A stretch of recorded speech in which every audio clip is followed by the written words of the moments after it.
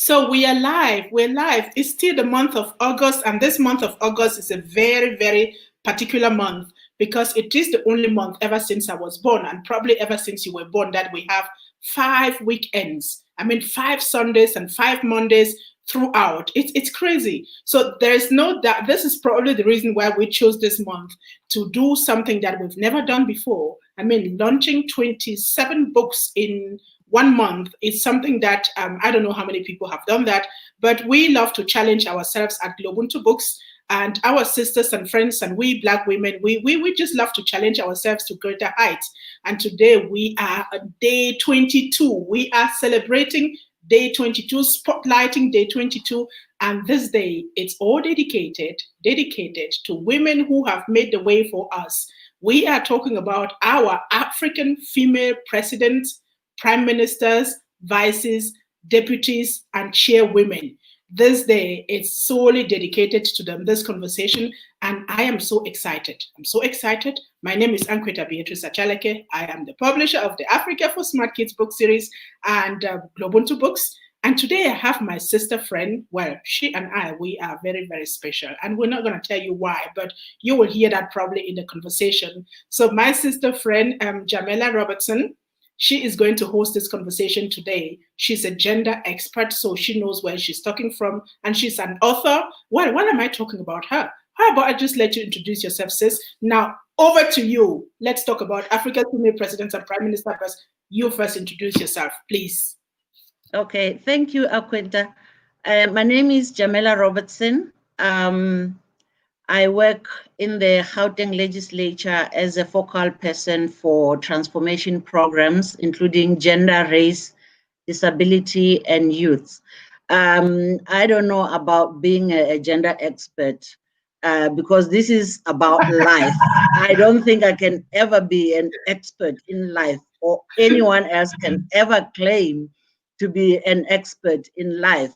We are guiding each other in this arena, you know, trying to show each other how to best do things to better the lives of our people, especially the lives of women and girls, because we know how they are impacted by sexism and racism, especially in this country. So Akweta, I have introduced myself, but I can't wait to ask you questions because I'm burning. And as you have indicated that today we are celebrating our 4 leaders, women, strong women on whose shoulders we stand. We are celebrating them, not only because it's Women's Month, we must continue to celebrate them throughout, 24/7, they say, 365.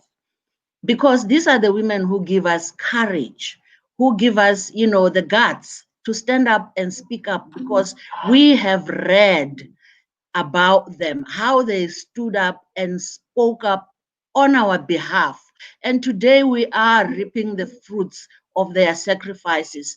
And the idea here, as we celebrate these women, these 37 women, and Akwenta said there may be more, because this is the women she has found as she was doing her research. There may be more, maybe even before 1975, as she will tell us about the oldest or the first female African president in our continent.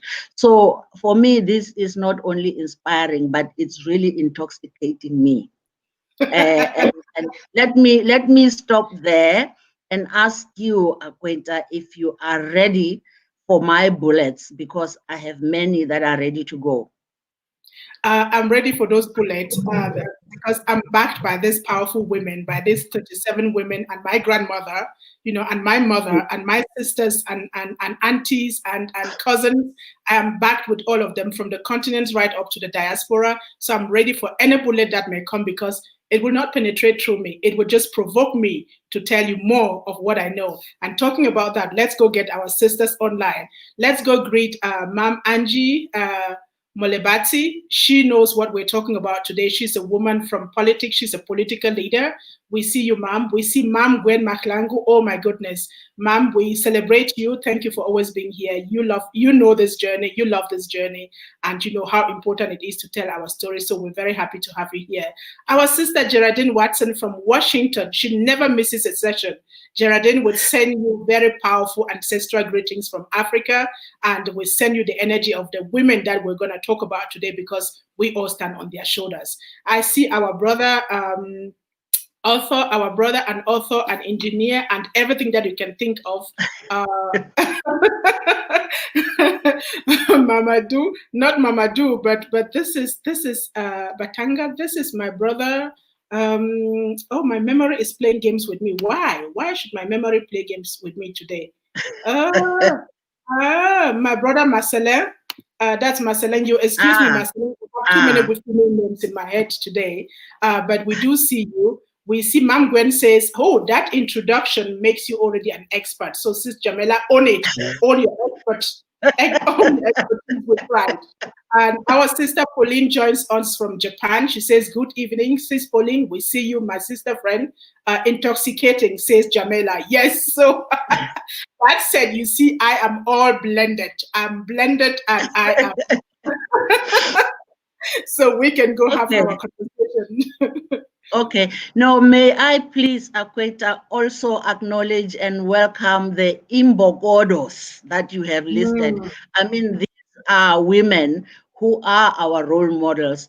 And our sister in the US, Imbogodo, how can it be translated? Let me let the Mbogodos translate it on the messages, because all I know is that it's about powerful women who don't take no for an answer. So that's a Zulu word, praising women for their strength and resilience. You know, I think it emanated from the 1956 March, which gave us August as the Women's Month, because the women, the 20,000 women on that day of the 9th of August, 1959, were telling Stradom, the Home Affairs Minister, who was trying to control our lives through ID books that we called passbooks. They were saying to him, you touch us as women, you touch a rock, and you're gonna yourself, you know, using that unmentionable word in public. So you know what I mean. They told him, you're gonna yourself if you touch us, the Mbogodos. So welcome, ladies, welcome. I'm honored to be in your presence, especially to host this young woman next to me here, who I can't describe what she is, where she came from, what drives her. I'm still baffled by her. So here I am. I will try to tackle her today. I will use age as an advantage. Sis, good. It's your game. It's your show. Go ahead. I'm right here. Pauline is asking you to spare that big word, that praise word. When you come to that, please just type it in, and Pauline will love to know the spelling. Now, let's get to our conversation. All right. All right. You remind me later. If I can type anywhere here, I don't see anywhere. Yes. There you are. Yeah. I got it. Okay. I got it. Akwenta, I wanted to start by, and this is your introduction or in the book, or a preface, where you point out that Africa has 54 countries, and 23, that's almost 50%. 23 out of the 54 had female heads of state. And I'm using head of state because you have a variety of presidents, prime ministers, deputies, vices, and so forth. So for me, they were all actually heads of states at different levels in these different countries. And the first one that we were just talking about here, Elisabeth Domitien from the Central African Republic, who was president in 1975 to 1976. And you mentioned rightly so that this was years before Margaret Thatcher became the prime minister in the United Kingdom. And you also mention inside the book when I was reading that America, the so-called world power, the so-called enlightener of the world, has never, ever, ever, I don't know how many evers I can say, in the 400 years to 500 years of existence since America was conquered by the Europeans. They have never had a female president. And I'm sitting here asking myself questions. Who is enlightened? Who is the third world in reality? What is the real story for Africa as opposed to the story that we hear out there, the narrative of us being a backward continent, a dark continent we are called. But who is in the dark here? And I'm asking you this, Aquenta, because I discovered this book through you, and I told you my frustration.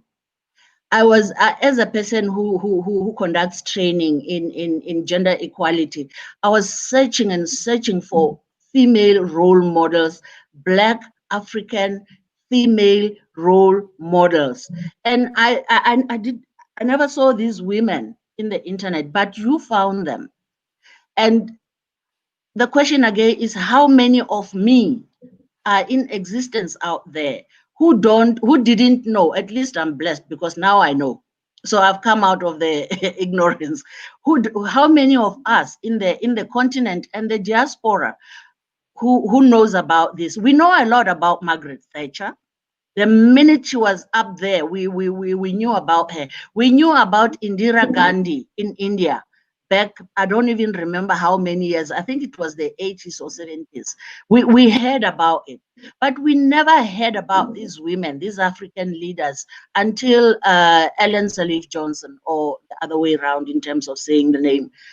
So please tell me, because you were answering questions that some of us were asking before we knew you. What got you into this? What got you into digging up this information and liberating us to the extent that you have? Liberating, I don't think I did. I will put that word aside. I am. To learn. I'm on a learning journey. And if you have followed the book launches from the beginning, especially when we started the Africa for Smart Kids book series, you will realize that in book one, when I was trying to answer the question, what do women do in Africa? I first came in contact with the first female presidents and prime ministers. And I got them in that book. But I think there were just 5 of them. And so that got my curiosity, because just like you, until I started writing that book in 2017, I did not know that. I only knew Ellen Sirleaf Johnson and then Joyce Banda. You know, those were the 2 that I knew. And then when I started looking and I saw Elisabeth Domitien, I was like, goodness gracious, where have I been? Where have we been? You know, so I went in search of them. I went in search, and when I found them, you know, from one, I was led to the other, like I was being guided. Like Elisabeth Domitien heard me, and she said, okay, young lady, come, let me show you who we have been, where we have been, you know. And I was thankful for each one of them that I discovered.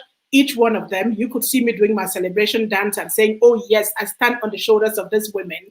And before I knew, I landed first at 35, including Dlamini Zuma, who was the first African woman ever, still is, to have chaired the African Union Commission. So when I did the first book that I published, there were 35 of them. And then a sister came from Namibia. I met her through another sister at an event, and we got into the conversation. She got the book and she said, oh, you missed out 2. Namibia actually had 2 previous prime ministers before the current one, who is Mrs. Sarah. She said, there are 2 others. I said, give me the names. So she got the names, and before I knew, I was online, and boom, they showed up, and I got them inside the book like... So it's been a journey discovering each one of them, and you know, I paid dues to them every day, you know, and as I was writing, I was saying, I'm not just putting you in the book. I am first of all paying dues, paying my respect to you, saying thank you for being a pioneer, for being a way maker, for having, been into politics at times when we did not even know. And that's the reason why we don't even know you. So I'm happy that you showed up right now and you allowed us to kind of acknowledge you, celebrate you for the pioneer work that you did at very difficult times. Most of these women were married, they had children, they had a huge family around them. This was at a time when Africa was just being, was regaining its independence. So you must know it was a very tough time, and to have aspired at that time to become a leader in a country as a woman was not an easy task. And those of our moms and sisters and aunties who are in here, who are in political office, they know what we're talking about. It still is not an easy task. Exactly. So I thought that we have to celebrate these women because it means a whole lot. If our young girls know, and those who are in politics now know them, go read their biography, go read, where they have been, how they did this. And I'm saying if we could talk to them directly, what knowledge, what wisdom, what encouragement, what lessons would we learn from them? But the first step is the book. That's the first step. So short question answered in a long way because there's so much to say.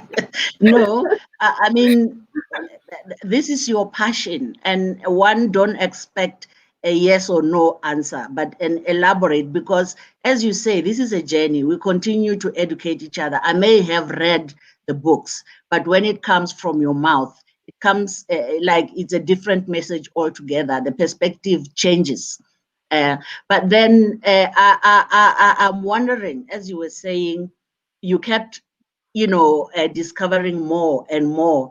And I'm like, now, I hope, or I wish, I don't even know what I'm doing, but it feels like hoping that you will discover more. Maybe these 37 are not all there is.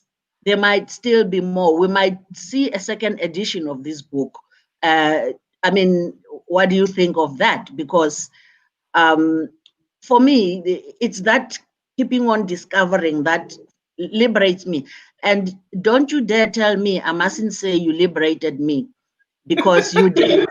Earlier, I was told to own the expert. That is another thing about us Black women. We always sell ourselves short. It's so difficult to take credit. And that is a good virtue on one hand, but we shouldn't overdo it to the point that what we should get credit for ends up being taken elsewhere because we are busy being modest. So you liberated me, because by discovering this book, that's when I realized, boy, we've been doing so much as African women, because previously, if you needed a role model, all you could find was either never mind white people, it would be Black role models, males, if you search. So this for me was really, really an eye-opener. Akweta, I want to delve into, you pretty much spoken to this in terms of the question I wanted to ask, because I wanted to ask directly, what do you hope to achieve by publishing this book? And yeah, maybe let me put it this way. What do you hope to achieve? As much as I already know you've achieved something, me being one of those things, but when it comes to young girls, young boys, for that men and women, African men and women, what is your wish for them to do after they pick up this book? I'm glad you asked that question. And again, I'll pick on a couple of other things before I answer the question. This book is on Africa's female presidents and prime ministers. And you asked if there's going to be a second book. There could be. I'm not done yet. My hunger is much bigger now than when I started. With each book, I grow pride, because I learn to, I unveil my legacy and I see on the shoulders of who I stand. I can't say this word often enough. I see how far we have come. I see women of courage. I see women who don't take no for an answer, like you rightly said. I see women who go out of their way to make new pathways, You know, when you're going through the forest, you're making a new pathway. You're not following a way that has been there before. You know, you get bitten by all the leaves and all the branches. They did this because they wanted to set a pathway for us. And at a time, again, that was not as ours. There was no social media. There was no nothing like we have today. So now to come to your question, there's going to be many more books, and I'm hoping that I will not be the one to write them. I'm hoping that this book, the way it is written, it's not giving you everything about them. When you go through the book, and we'll go through the book at sometimes like we do with all the Globuntu books, you realize that there are a lot of tips about what you can do with the book. And I'm saying, if you are a family, you know, the kids are still young, preschool. I have set up a calendar, not a calendar, but a poster that you can print and hang in your house. The names are there, the countries are there. So you can go through that. You can also pick one of them and go search on their biography. If you're doing research, if you want to write a book, if you're a student, you just pick up from where I stopped. You know, I just open the door and there's so many precious information and precious people in there. Pick them up and do some more research. Write a book about them. Do an interview with them. Find their families, those of them who have passed on. Find their families and get on in a conversation. Let's put them out big. Let's learn from them. Those of them who are still alive, we don't have to let them go and then we start regretting, because when they go with a whole library of all the experiences and all the lessons and all the visions. You know, what was their vision of Africa when they were getting into politics? How do they see Africa today? The challenges that we have, but also the successes that we should be focusing on, because when we talk about Africa, we tend to focus on challenges and problems. But there's so much positivity that we can focus on, that we can unleash. And also, now, this book is about Africa's female presidents and prime ministers. Just imagine we had to write about Africa's first female doctors, Africa's first female business women, Africa's first female scientists, Africa's first female teachers, Africa's first female farmers, Africa's first female, principals. There's so much that we can do, so much that we need to tap on, because this history is not being written. Now, my challenge, writing this first book, I am giving it up to, I'm throwing a challenge at all of us, men and women alike, children and adults alike, and saying, let's go do our research. Start by writing the story of your grandmother, the story of your great-grandmother, your grandfather. Write about the story of your mother, because if you don't write, no one will write. Women we carry the world on our shoulders. We do a whole lot. And quite often what we do, our achievements are like put in the domestic file and kept aside, and we've not been here. And I'm saying, let's unleash that. Let's take it out. Let's celebrate it. And the best way you can do is start by writing the story of your family. That's one way of doing it. If you can't get to all these top women, maybe one of them is a member of your family. Go do that. Write that story before it is too late. Share it with us, because the more African stories we share, the more we know about ourselves, and the more we can stand tall. We can't travel to all places, but hey, listen, we're traveling during the lockdown. Through this book, we've traveled places, we've met women, we've met sisters, we've had conversations, even though we're locked down in the pandemic. So this tells us about the time that we have and how much potential we have, how much we can do during this time, the time that we're alive. We have a responsibility, sister. We have a responsibility towards the last generation, towards these women, all our female pioneers and the male pioneers. We have a responsibility towards our generation, and we have a huge responsibility towards where our history goes in the future. By that, I mean our children and our great-great-grandchildren. We want them to be proud Africans. Because when you know where you come from, you know how vast and rich your legacy is. You go to the table with your head high. You negotiate differently. You become a better leader. You hold yourself. I can't find the words. You see how I get you. And I'm sure the audience gets you. We can just blend into that passion, because this is what I'm talking about. The passion, the inspiration. When you speak, now I'm getting a different perspective, or an additional perspective to what I've read in black and white. But having said that, Akweta, as you speak, I'm seeing this situation of, this book, as many of your books show, they about not only raising awareness about the misrepresentation of Africa as a continent or Black people as a race, but also it gets to that second level of discrimination, what we call the triple of oppression, because you move from raising awareness and perhaps promoting African pride to the gender situation where what happens with Black people in terms of discrimination, misrepresentation of our knowledge and discoveries and achievements. Similarly, that operates within the gender equality sphere, because it's like I say, when you search for African role models, pop up male role models. That is not necessarily wrong, but women are generally the majority in many of our countries, actually globally. We are the majority, yet our stories are not visible. I don't want to say they are hidden, because who hid them?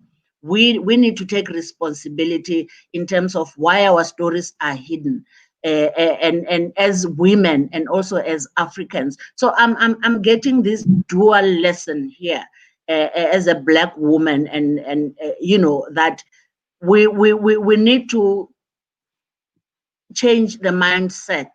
And what I like about your books, they force you to change the mindset.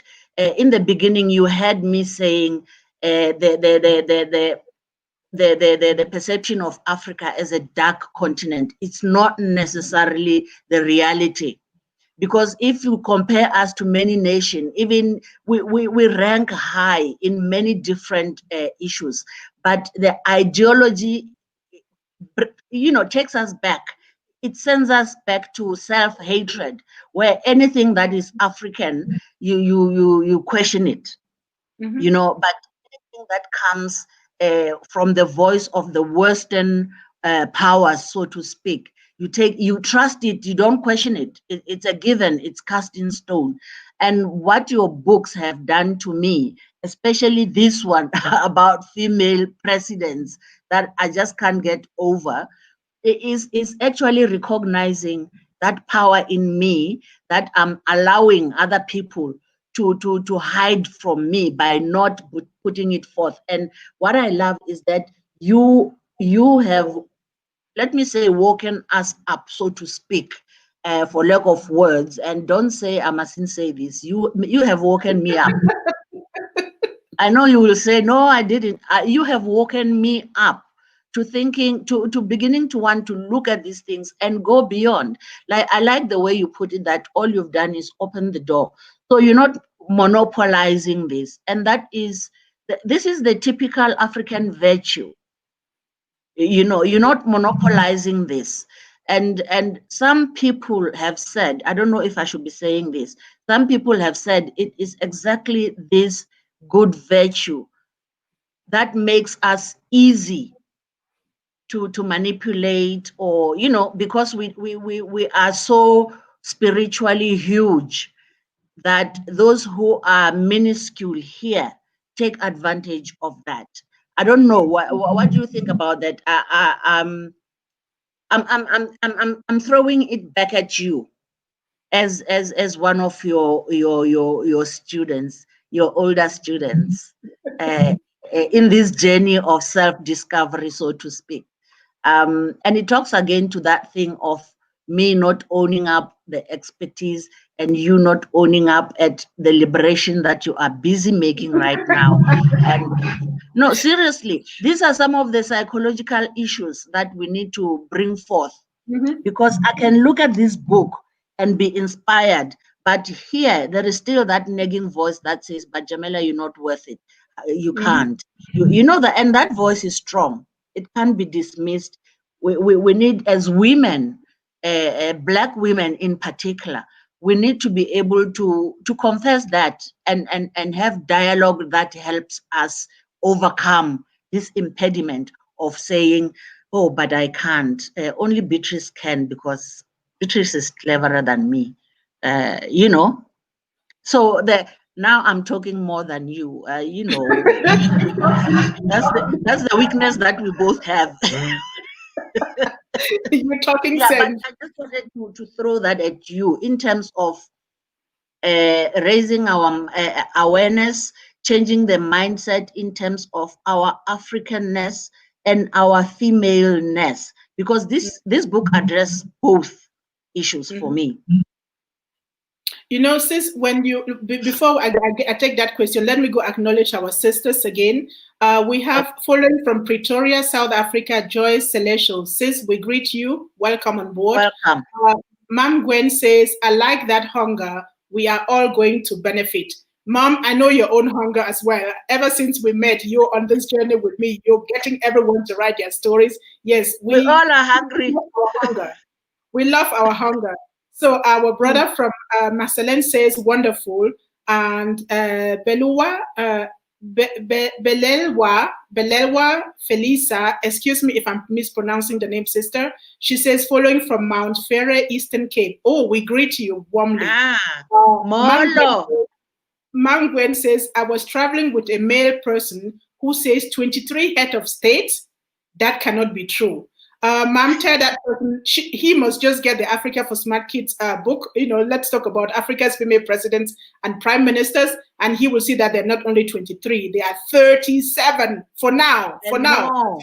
More. Yes. So Geraldine says she woke me up also. Geraldine, I'm happy now. We are many of us awake now. Let's see where we're gonna take the conversation to. Mom Gwen said she woke me from deep slumber. Joy is joining from Germany. Joy runs the organization called African Women in Europe. She's doing amazing conversations. So I see you, Sister Joy. She joins the conversation and she's having an amazing conference in October. Wow. I think those of you who are interested, I would love to share the link. So to go back to your question, when you know how my journey to writing this book started, you will understand why, the mission behind this. I lived in Europe for 20 years after having enjoyed a colonial education in Cameroon. And so while in Europe during the 20 years, I thought like I knew Europe better than I knew my own history. And I had a chance to interact with a lot of European commissioners, with members of parliament. I ran for parliamentary elections in Austria. I interacted with presidents of Walt Disney, Bank of America, and a whole lot of them. And I could see that the way I was perceived, people always ask you not to talk about your expertise. Your former ministers on a panel, they're all talking from their expertise. And then they'll come to pages and tell us about your experience with racism. Because that's the position where they see me. You can only be they don't even say your expertise about racism, they say your experience. So we are always the recipients. So it came from that position. And then just like, I was called to write these books. Shit happened. I call it that. That's the title of one of my books, The Starting Point. Shit happens. So I had to leave Europe with 2 suitcases to come here to rediscover myself. There were also a lot of questions. When you read book 1, it has to do with a reaction to the questions, the stupid questions that were constantly being asked. Do you all sleep on trees in Africa? Do you have enough food to eat? And I even said yesterday that one kindergarten kid told me in the village when I was living in Austria, she said, you brown people are lucky to be in our country because otherwise you'll starve in Africa. Here we have a supermarket, so you can buy food from there. This is a kindergarten kid. I mentored young people in Austria who went through my organization. Today, they are project leaders in Africa. But I will not be, because I can't even, they don't even see me like an expert. So I needed to make sure that I find answers for me so that I could stand tall again, so that I could speak, knowing where I come from. And I wanted above all that my children do not have to continuously justify their presence on earth. So, and my children encouraged me a whole lot to write these books. So when I started, it was just answering to questions. But then when I see what I discovered along the journey, I knew I was liberating myself. I was liberating my children. And I'm glad that, many more people see that this information liberates us when we read this book, when we know them. And I'm just here again to encourage people to say, don't wait until you have your own shit happens before you start finding your story. When I say I'm putting it out there and I'm inviting you to top it, expand it, develop it, make it more bigger by adding your own story, by doing some interviews, by, if you're a creative artist, do an illustration, whatever. I mean, talking about illustration, We already have an example that we will share before this conversation ends. So I'm inviting and saying, let's do this together, because the more we put out, the more the world sees us from a different perspective. Above all, the more we see ourselves from a more and most powerful perspective. When I know that, I mean, we've had so many female presidents and prime ministers. Now I'm hungry to know how many of them are, how many first female doctors we had. You know, there is something that I did on Africa's female millionaires and billionaires. The richest woman in the world is not Oprah Winfrey, even though she's our sister. She's not Oprah. She's an African woman from Nigeria. And I have collected that information again because I really want to show this female power. I want to show people that we're not just recipients of charity. We are not just, you know, recipient of aid and whatever it is. We are more powerful. We got to step into power. And talking about, you know, role models, when we used to look for role models, I mean, my first bunch of role models were Maya Angelou, you know, the usual suspect, Oprah Winfrey, and all the rest of them, Toni Morrison, whom I had a chance to meet, and all of those. And then you realize that they're too far away. You can't measure up to them because you're saying, well, they grew up in a different context. So I can't really measure up to them. Well, they're richer. But when we find them on our own continent and in our own country, and in South Africa is leading with the female presidents and prime ministers. We have 5 of them in this country. So what permission does that give us? What permission does that give the next generation of young women? But also, what does that tell the young men, our young men, you know, about our mothers, about our strength, about our collective legacy? So this book is, we are here igniting this conversation just to say we need to move beyond the surface. We need to move further. We need to put in an extra mile to discover the people that make us, because they make us proud, and we can have a different conversation with anyone that comes to me. Come to me from America and I will tell you, show me your first female president or prime minister. And you can't even show me one. So what do you want to tell me about gender equality in politics? Exactly. Thank you. I mean, that's why I was asking, who's the dark continent? Who's the enlightener? Who, you know, all those ideologies. And what I love about this conversation is exactly that it's beginning to change our mindset. It is bringing back our self-respect, our dignity as a people. Earlier, I wanted to also welcome Marcel. I remember I didn't acknowledge him when I was acknowledging the Mbogodos. He's the luckiest man. He's the luckiest man on this earth to be surrounded by us. Marcel, welcome, and your presence is honored here. You are one of the unique males that you need to multiply. We need more of you. Yes. I again, I'm coming back with the question specifically, but you touched on it. You actually have touched on all the questions that I was intending to ask you, but I'll ask you anyway, so you answer specifically. Yes. Now, the one thing that I wanted to comment on was the South African presidents, because when I was still ignorant in this regard, I was like, what is she talking about? And I know there are many of us South Africans who don't know that we had women who have acted in these positions, different women who have acted in these positions from anything between 24 hours to a couple of days or a month or whatever. But you will know that is, and I searched in the internet, maybe again I was searching the wrong words. I don't think it's recorded anywhere where you can actually go and read and say, oh, we had a Balekambete acting. We had, you know, we many of us didn't know, but now I know. And I know how you conceptualize this. So this is again enlightening, because in South Africa, you still have the media that ask that disgusting question, are we ready for a female president? Like we've ever been ready for the presidents that we've had. Gosiam, forgive me, let me move on. Now, my question. Specifically in South Africa, September is Heritage Month. And I'm looking at this book, as our heritage, as women, as African women in the continent and in the diaspora. And as we celebrate Heritage Month in September, how do you think we can best honor these women as Black women of African descent everywhere in the world? I mean, I know it's not Heritage Month in every country, but in honor of our new democracy, September being Heritage Month, how can we honor these women? Sis, I want to top that. We are in 2020, and this is the year when 17 African countries should have been celebrating 60 years of independence. Now, we can question that, but 60 years of, that day that was said that they were, they gained back their independence from the colonialists. South Africa would have been celebrating, correct me if I'm wrong, 25 years? 26. 26 years of independence. And when we look back at what has been achieved, we realize that so much has been achieved but not documented. And so we can make every day our Heritage Day. We can make every hour our Heritage Hour. And I think it is so important that we write our story. We don't wait for Heritage Months to write it.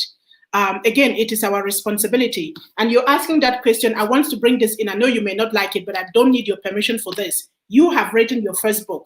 This book, Not Woman Enough.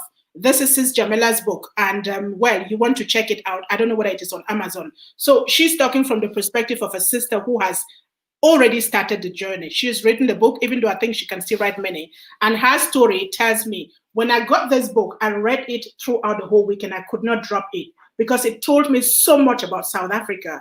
It went from politics, even though she was not talking about politics. It told me about how she grew up, the circumstances, the things that she had to go through. And when I finished reading that, when I saw her for the first time, and we met for the first time in October, when I met her there, I saw a civil servant, a gender expert. I saw her. But when I read this book, I met a sister from South Africa. And she told me a whole lot about a country that I am still trying to understand and to know. And this is just one example. So when I called her and said, I've read the book, and since then, she and I have been in a different set of conversation because I knew her in here, not the woman that I met in that boardroom. I met her in here. So this is just to tell you how powerful it is that we tell our stories. We see each other, we think that we know each other, but we don't know where we're coming from.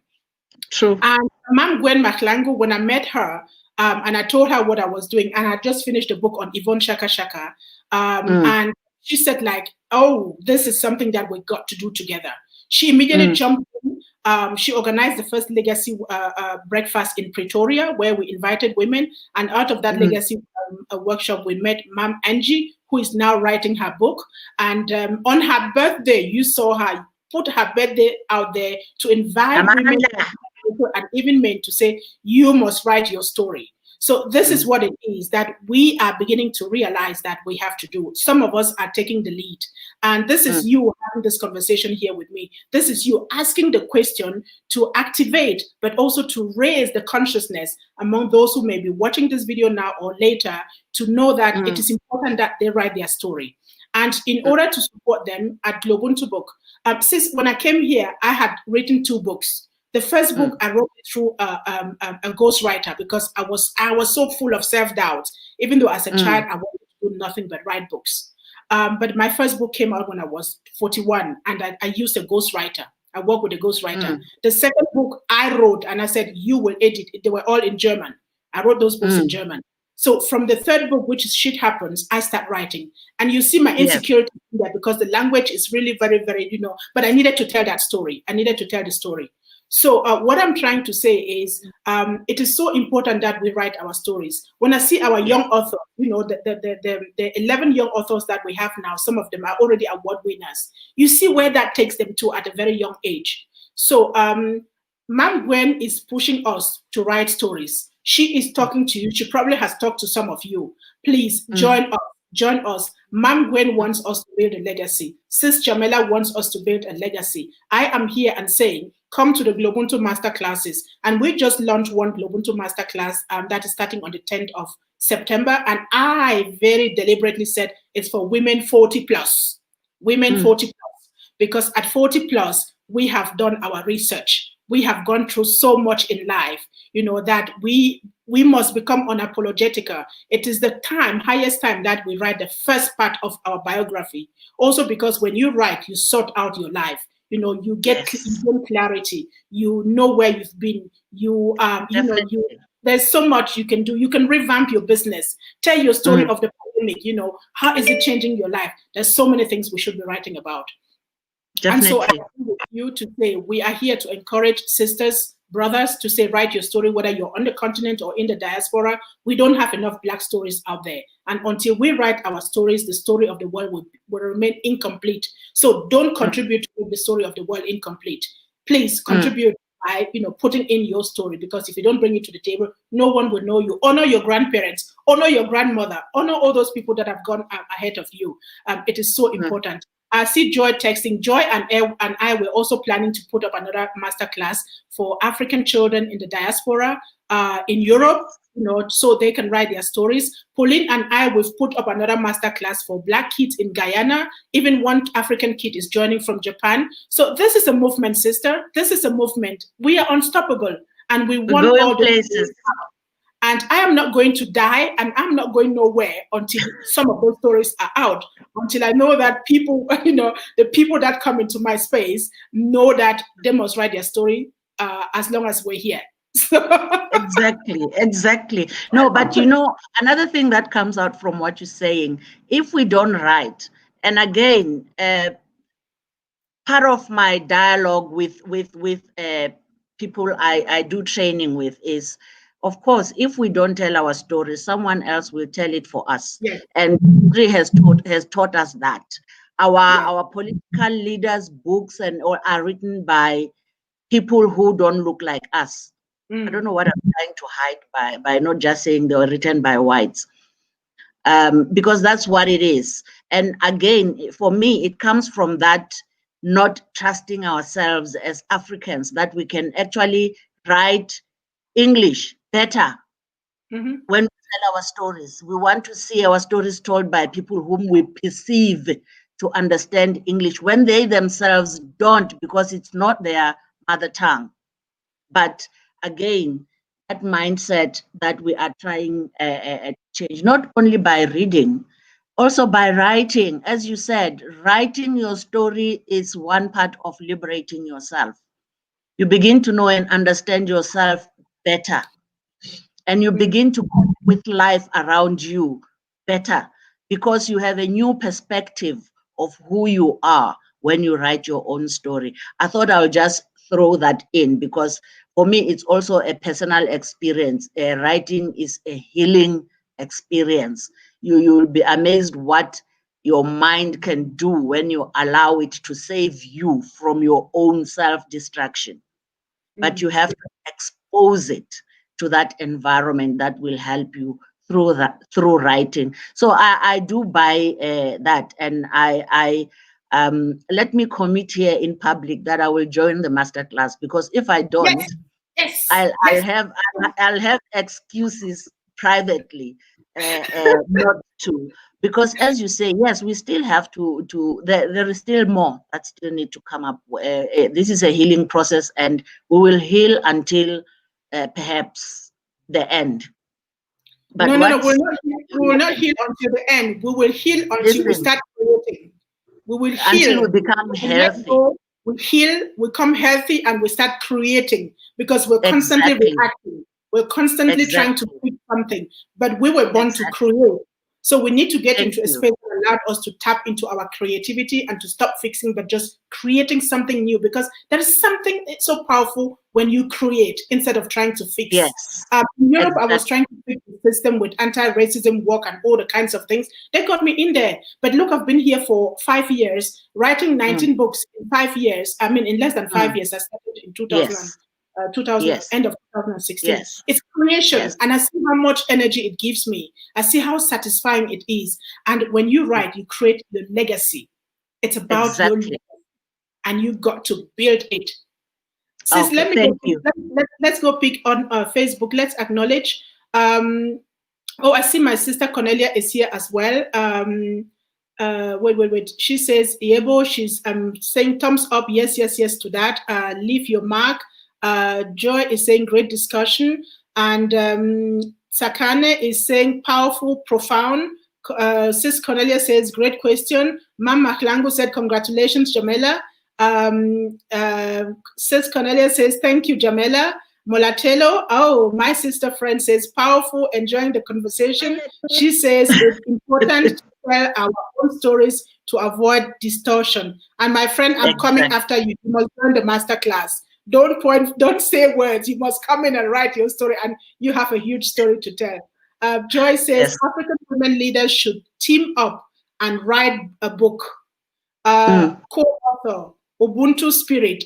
Sis Jamela, remember what we're talking about Ubuntu 2 days ago. Exactly. Awi will have one for with 11 women going for the second part loading. Sis Joy, in as much as I agree with you, sometimes co-authoring a book can be very tiring. If you think you can only go by writing a book, go write it.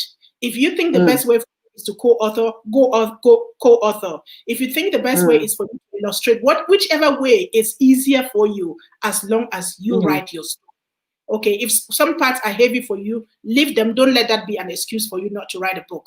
So Mulatello says, powerful Miss J. Geraldine says, I will join the master class also. Geraldine, we're waiting. We need the Washington Black women story in here. Mangwen said, welcome. I am there too. Yes, Mangwen, your registration form came in yesterday. I must acknowledge that. Mulatello gives a power thumbs up. Naomi Mackenzie is putting hands up with a heart. Takene says, great. Creating is better than fixing. Sister. Exactly. Says, working from, I see this flag. Says, you must help me. Is it Kenya? I'm not too sure. Shame on me. Mangwen at the Pretoria breakfast, a lady who lost her daughter for 13 years did everything to try and get closure. But after hearing Anqueta, she then decided she must write to start healing. Yes. Amen. I'm into that. And healing will happen. Anqueta, yes. I wanted to also impress upon that our healing is not only our own. Naomi is listening from Guyana, South America. Of course, that's the country of our sister Pauline. We greet you, Sis Naomi from Guyana. Brilliant and welcome. I see time is not on our side anymore, but I wanted to impress that as women, Black women of African descent, wherever we are healing, as we were saying, but the best healing that I see is as we go in this journey, our daughters are also healing because they are getting the positive energy from us. That is the end thing that I was talking about, that we will continue to express to our children this positive energy until we enter our graves. That job will not end, and they will take it forward and keep this positive energy going. Anqueta, I want to ask you the last question on my side that I don't want to let you go before you speak to this. I know that I have the privilege of knowing that there are offshoots or products that are continuing to happen from offshoots of this book. And that is, listen to this, offshoots that are sponsored by young women in the diaspora. So I want you to talk about that. What are the offshoots of this book, and how is it involving and empowering young women in the diaspora whom we know exists under difficult circumstances, like you said, of having to justify who they are and why they are there? So what are we doing with this book going forward? Okay, thank you for that important question. I realized that we had such a hearty conversation that I even did not go through the book like we normally do for every book launch. But Sis allowed us to extend this conversation right up to quarter past the hour of 2 so that we can just cover a few things. I really love to honor that by going through the book very quickly. Yes, I have a daughter. My daughter is 17. She is named after my grandmother, after my great-grandmother. So when she's talking to me sometimes and I'm not listening, she's saying, it's your great-grandmom talking to you now. And I love that she knows that culture. She's the young girl who told me that she's going to sue me for having delivered her in Europe, for not taking her to Cameroon every year, and for not teaching her my mother tongue. And I could give you all arguments why I did not do that. So this young woman is very, very vif. She has an African tattoo on her leg. And when she called me when she was 16 and said, I was already in South Africa, she said, Mom, I'm doing a tattoo, and don't say no because I'm not asking. It's an African tattoo. It's my legacy. So she did the tattoo. Now, I'm telling you that so you just understand the background from where we're going to this product. She's the one who told me I must start writing books about Africa. And she's one of the storytellers in all the series Africa for Smart Kids. Her name is Ngwise. So you meet her in there, and there are questions that come from her. So when I was doing this book, she saw the books and she said, Mom, you got to do something. You have to make it more friendly for kids.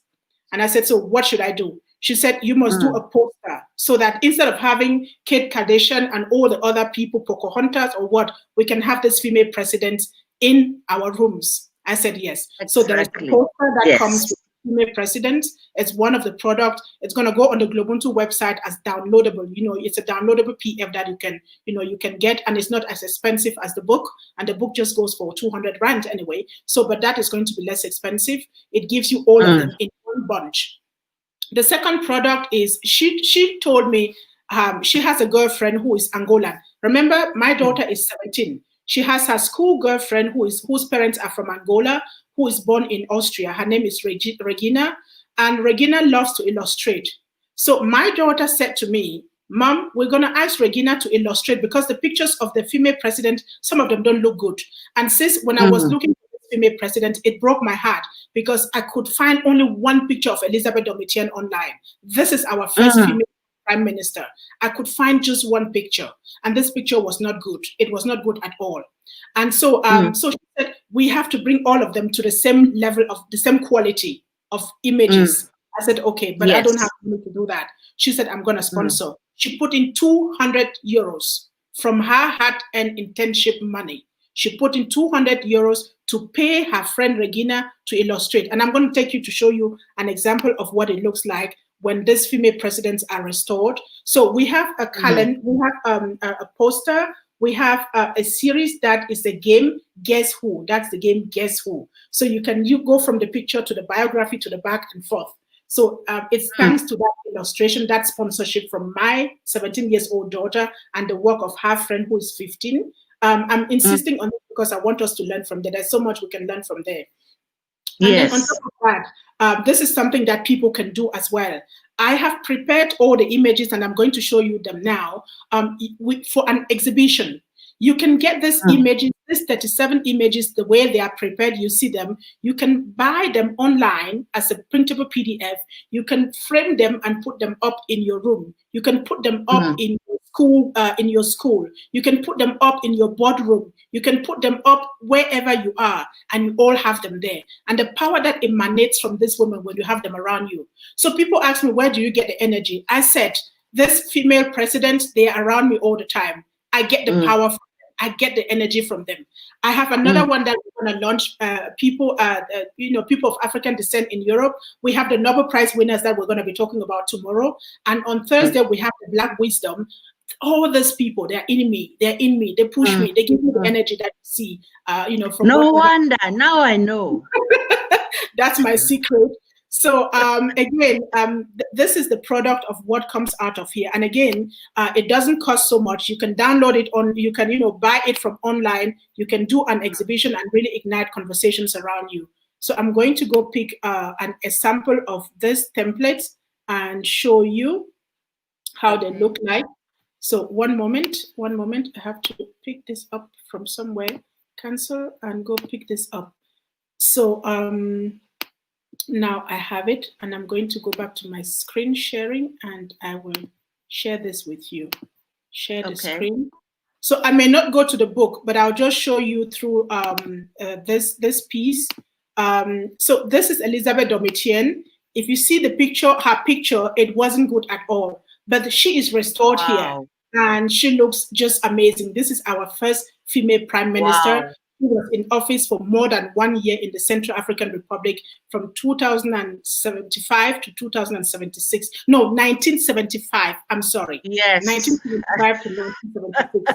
So when you get this, it's prepared this way for an exhibition. You just need to print and frame. Right below, you have the name. You'd have her name. The title, the period, her period of office, and then she is the Africa's first ever prime minister. Okay, so I have all of them prepared for you here. You can get this one, and you can frame them. These are all of our female prime ministers and deputies and all of them. You see how they elegant they look right in here. Some of them were in office for more than 10 years, and we don't even hear about them.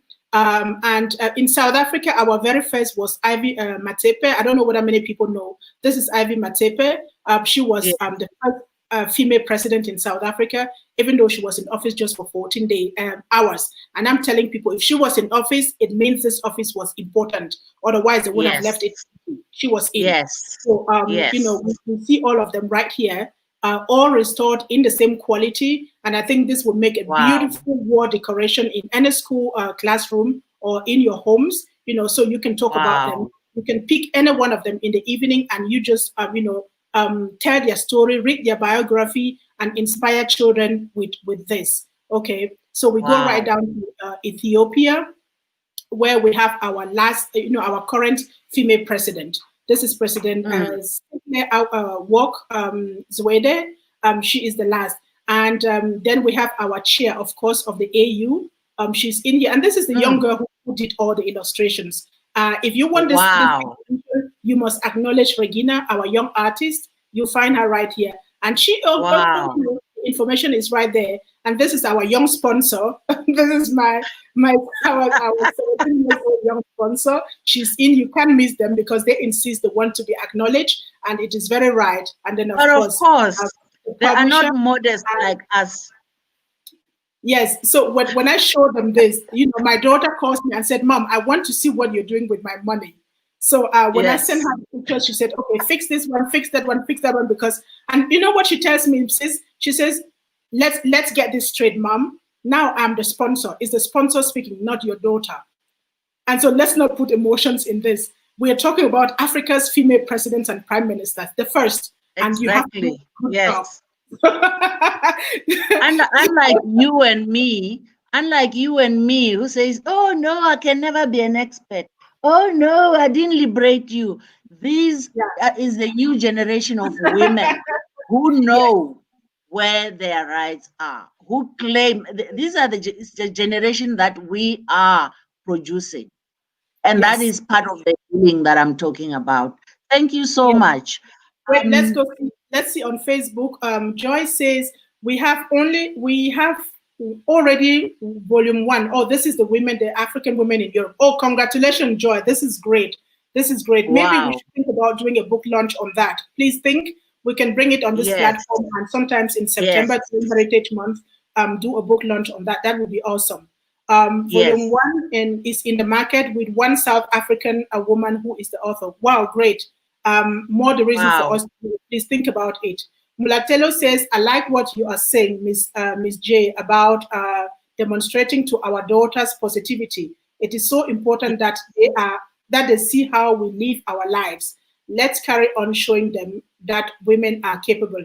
And my friend, I will add to that, whatever decisions you're making, how you're going through your challenges in life, how you're making your financial decisions, how you're making your relationship decisions, all of that, please always bear in mind, our daughters are watching us. Thank you. Watching us.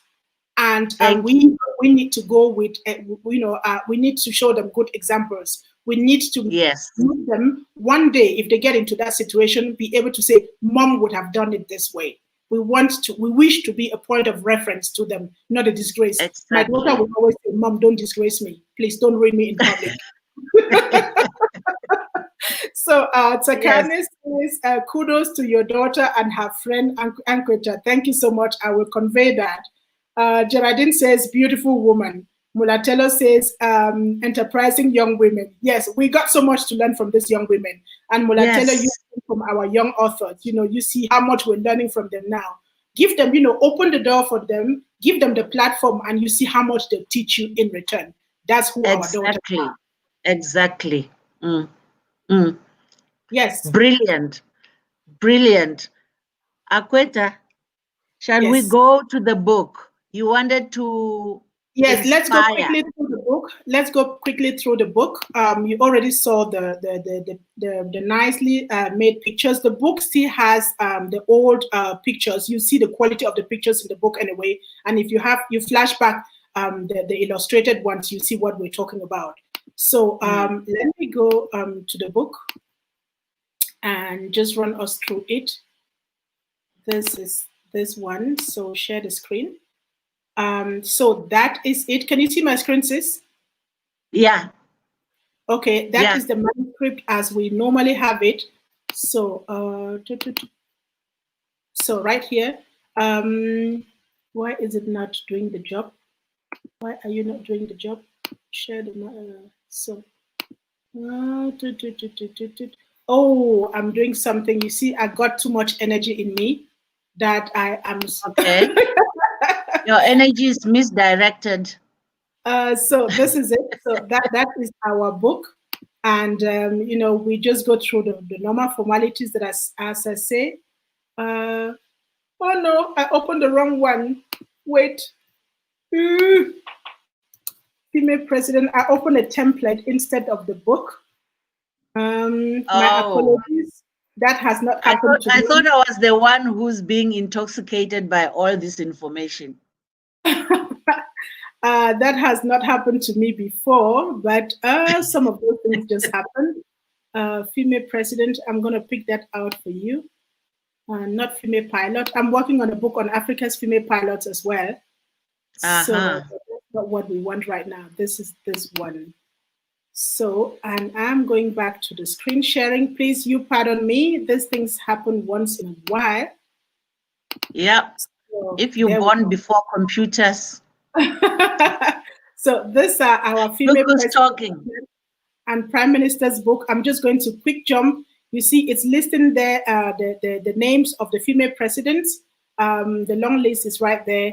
And this book was prefaced by Brenda King. Brenda King was for many years the president of the EU Commission on Africa, Caribbean, and Pacific.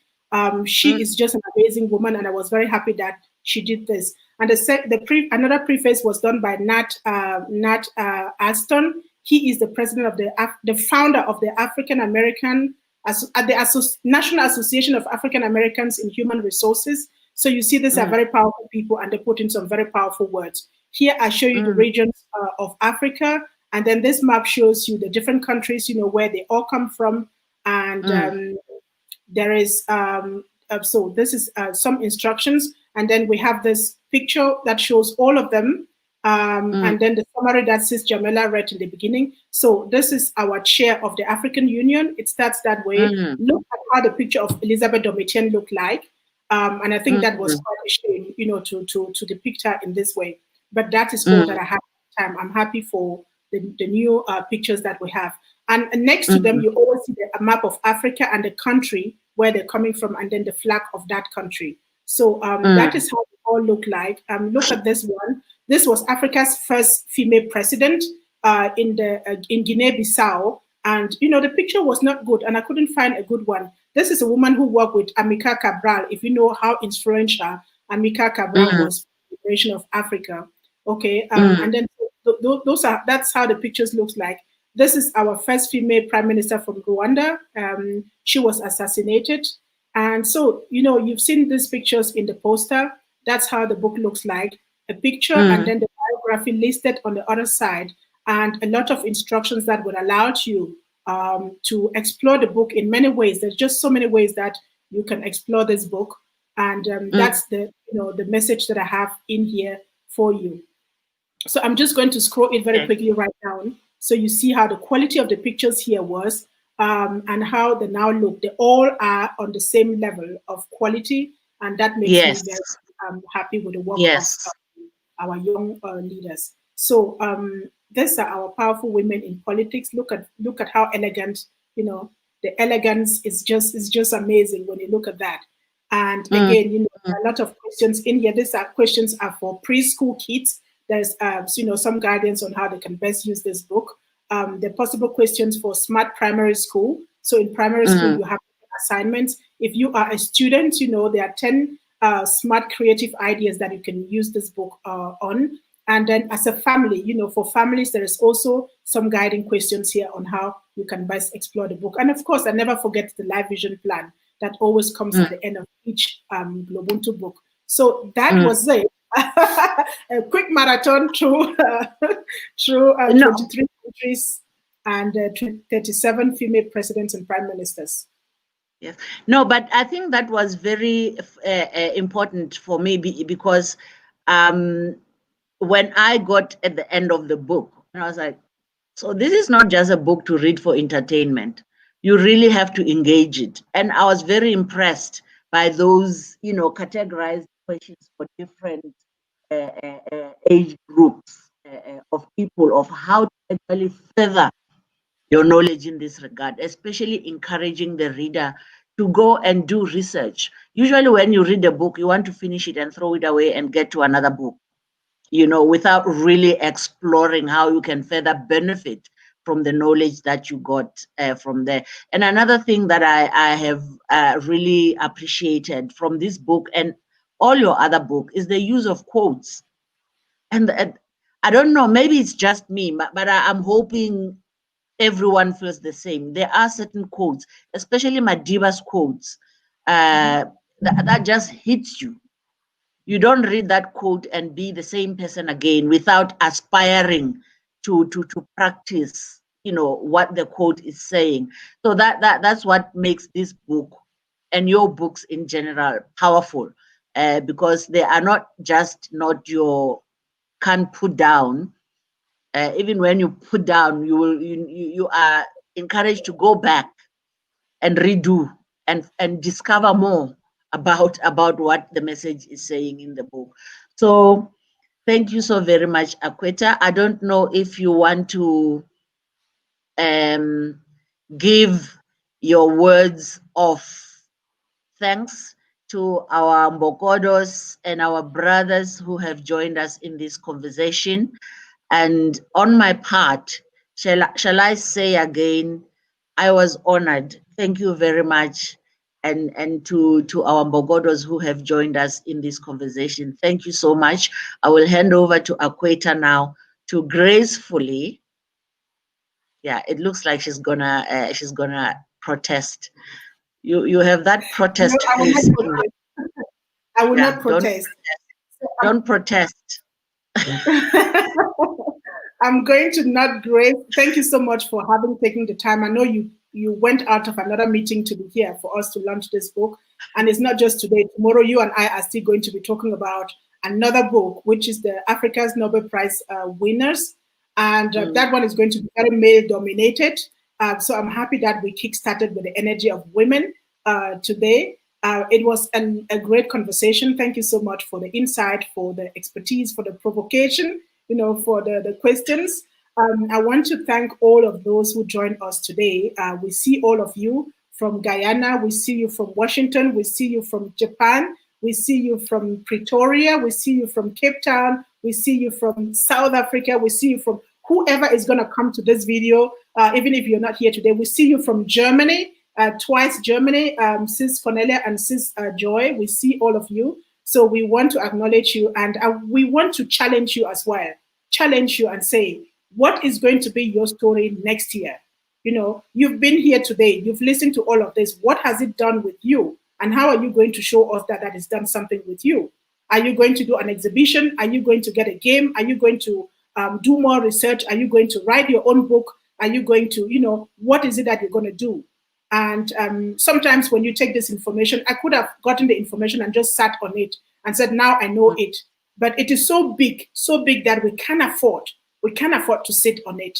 We must just take it out and encourage other people to take it out as well. So we're here to encourage you, to challenge you, and to say, let's have another conversation around this time next year about how coming into contact with this book and being in this conversation has moved you from where you were to another awareness, but also to another action and with some results. So we're waiting to if it is possible to launch the African women's book that Sis Joy mentioned. If we can launch it in this forum, we'll be very open for that.